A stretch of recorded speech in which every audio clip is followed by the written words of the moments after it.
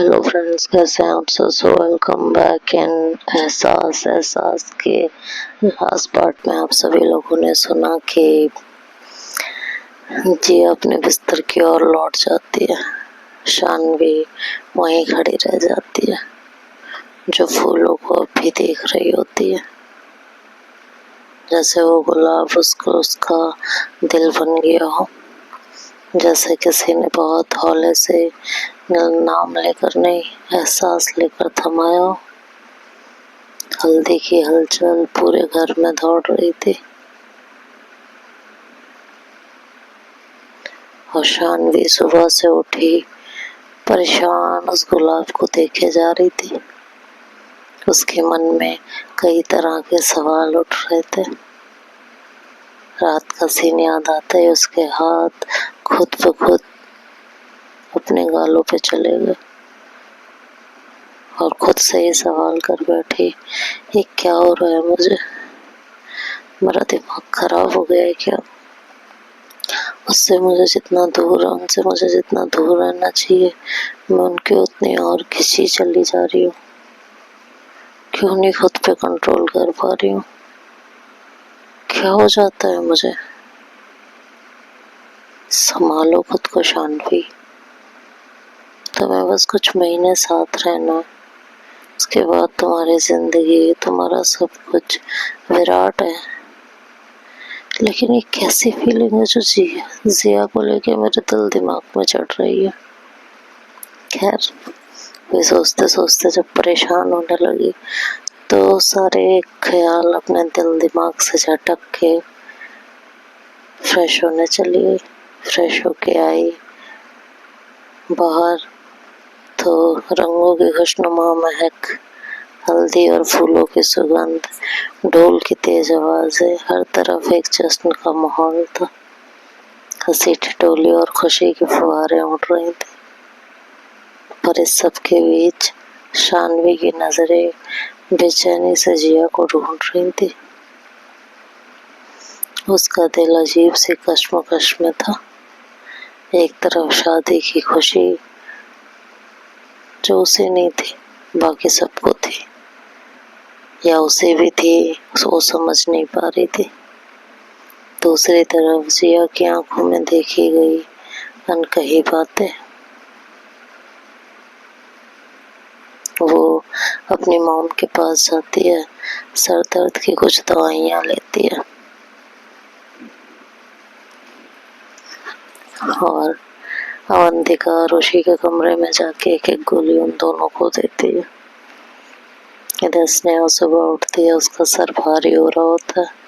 वो कराते हुए कहती है, यार जिया, सर भारी हो रहा है। जिया पलंग पर लेटे लेटे मुस्कुराती है, इतना पियोगी तो होगा ही ना। स्नेहा मुंह बनाती है और जूस पिया था। जिया खिलखिलाकर हंसती कहती है, हाँ वही चढ़ गया। तभी शानवी कमरे में आती है, उसके हाथों में दवाई और पानी का गिलास था। चेहरे पर एक चिंता का भाव था। वो स्नेहा को दवाई देते हुए कहती है, ये लो, खा लो, ठीक हो जाएगा सर दर्द। और फिर थोड़ी झेपते हुए कहती है, सॉरी स्नेहा जी। स्नेहा हैरान होकर, सॉरी क्यों? शानवी अपने बालों को ठीक करते हुए कहती है, वो रात मुझे नहीं पता था उसमें क्या था।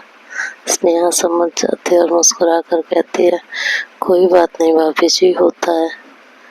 उसने जानबूझकर भाभी जी पर जोर दिया और फिर जिया की तरफ देखा, जो शांत बैठी शानवी को देखे जा रही थी। शानवी की नजरें जिया पर पड़ती हैं। जिया के चेहरे पर एक शांत भाव था, जैसे वो इन सब हलचलों से अनजान अपने ही किसी ख्याल में डूबी हो। स्नेहा मेडिसिन लेके बाहर चली जाती है। शानवी हिम्मत करके जिया के पास जाती है। ढोलक के थाप की आवाज अंदर कमरे तक आ रही थी। शानवी उसके पास आकर धीरे से कहती है, जिया जी, मुझे आपसे कुछ बात करनी है। जिया उसकी तरफ मुड़ती है। उसकी आंखों में एक पल को बहुत बहुत सारा प्यार चमक उठता है, लेकिन वो तुरंत ही अपने जज्बातों पे कंट्रोल करती है। शानवी से कहती है, क्या? जिया जी, मुझे आपसे बात करनी है।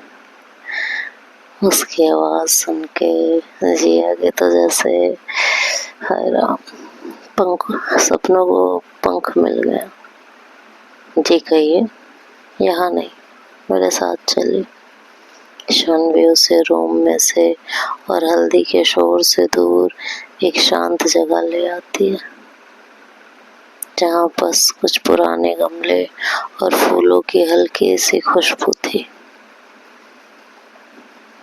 जिया दोनों दो पल एक दूसरे को देखते रहते हैं। फिर जिया कहती है, जी बताइए, आपको क्या कहना था?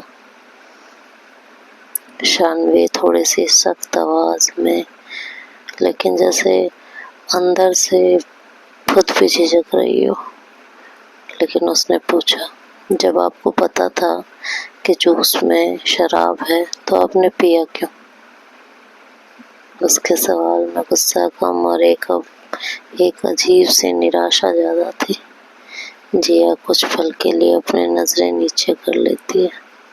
शानवी देख सकती थी कि जिया के माथे पर एक हल्की सी सिकुड़न आई थी।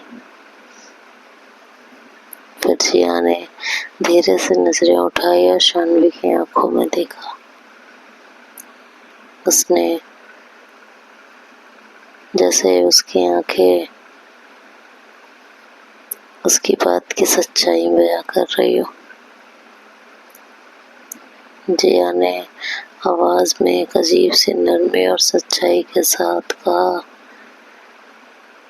क्योंकि जब आपने इतने प्यार से थमाया तो हम मना नहीं कर पाए, इसलिए पी लिया। उसकी आवाज में कोई बहाना नहीं था, बस उसने एक्सेप्ट कर लिया था। शानवी का चेहरा जो पहले सख्त था, उस पर अचानक से एक पिघला हुआ भाव आ जाता है।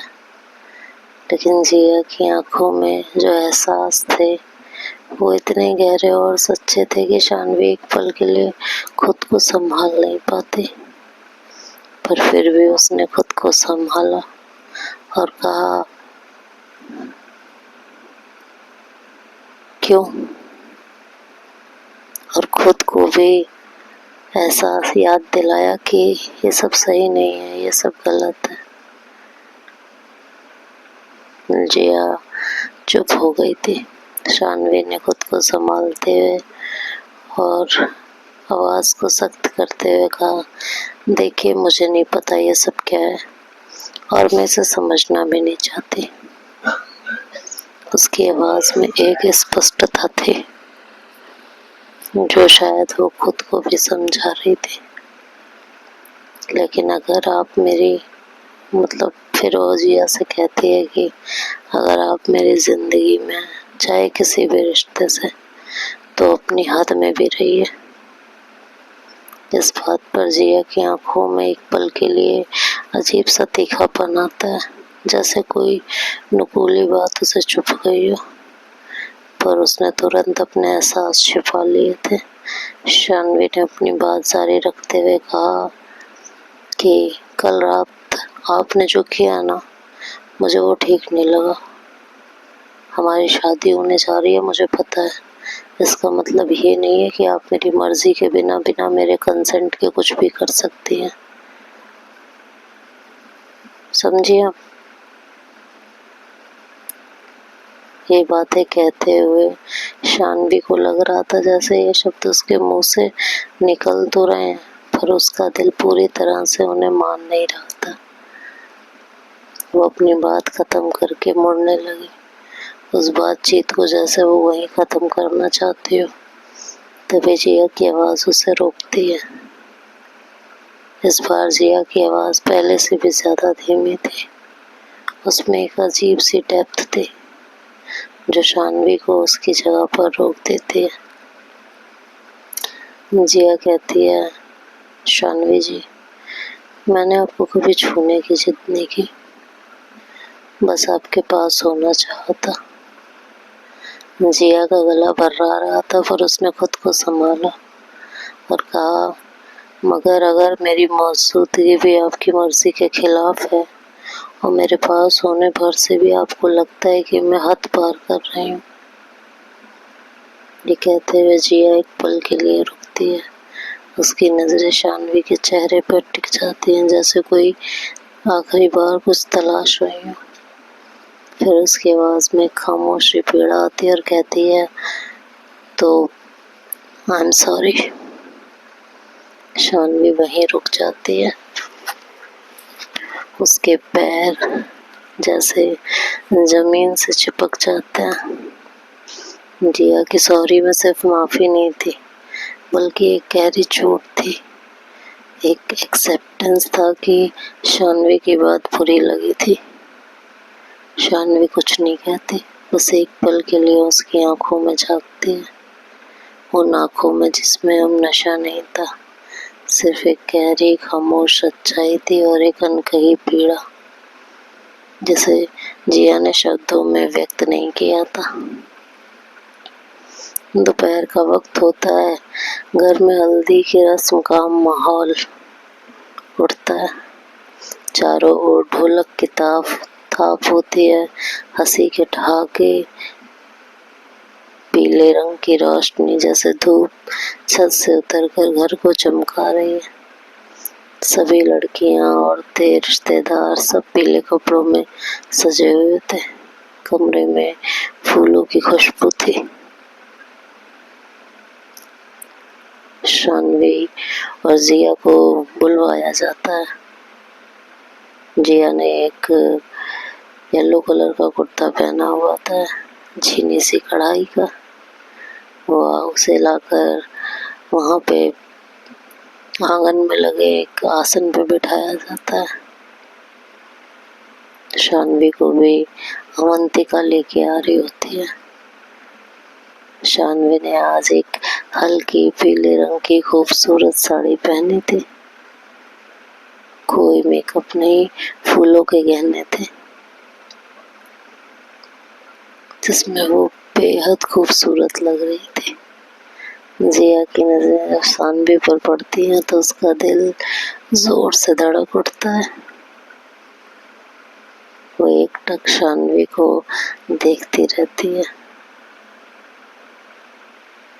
मन ही मन उसके मुंह से निकलता है, ऐसा लग रहा है जैसे कायनात ने अपनी सारी खूबसूरती इसके अंदर डाल दी है।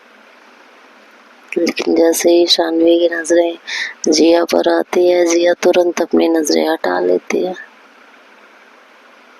शानवी ने जिया को कई बार देखने की कोशिश की थी उस हल्दी के समारोह में, पर जिया ने खुद को इस तरह व्यस्त दिखाया जैसे वो शानवी की मौजूदगी से अनजान हो। जिया और शानवी एक दूसरे से थोड़ा दूर बैठे होते हैं, दो अलग आसनों में, दोनों पीले जोड़े में, लेकिन रंग अलग है, जैसे मन की भी एक हल्की दूरी हो। पहले जिया के साथ हल्दी की रस्म की शुरुआत होती है। लोग उसे हल्दी लगाते हैं और वो शांत चुपचाप बैठी हुई होती है। उसकी नजरें कभी कभार शानवी की तरफ उठती, लेकिन तुरंत हट जाती जैसे ही शानवी उसकी तरफ देखती। उसकी माँ, रिया की मम्मी, फिर बुआ, जिया की मम्मी, फिर बुआ, मामी सब हल्दी लगाते हैं माथे पर, गालों पर, हाथों पर, और सब मिलकर गीत गाती है। तेरे नाम की जो रीत चली है वो सदा ही निभानी, ऐसे करके कुछ होता है। शानवी नजरें झुकाए बैठी रहती है, लेकिन उसकी आंखें बार बार जिया की ओर जाती हैं, पर जिया सिर्फ रस्में देख रही होती है। उसकी नजरें शानवी की नजरों से कभी टकराती ही नहीं। जिया की ये दूरी शानवी को चुभ रही होती है। फिर शानवी की बारी आती है।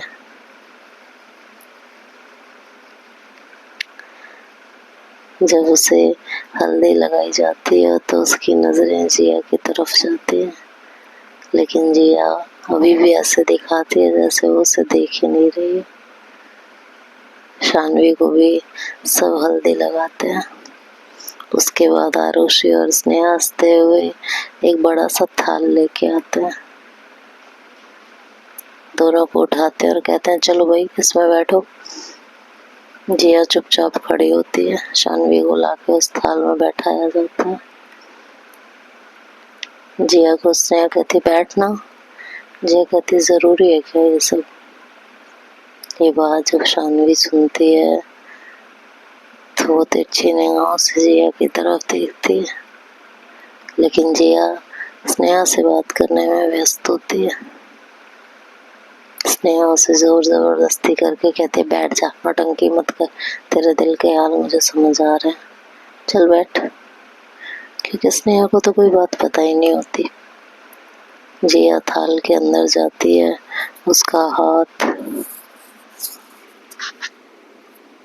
जिया थाल के अंदर जाती है। उसका हाथ शानवी के हाथ से टकराता है तो वो अपने हाथों को तुरंत पीछे करती है और शानवी से कहती है आई एम सॉरी।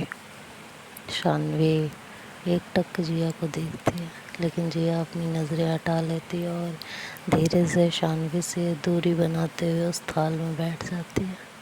तो अब आगे क्या होगा ये नेक्स्ट पार्ट में सुनेंगे। तब तक के लिए बाय बाय, टेक केयर।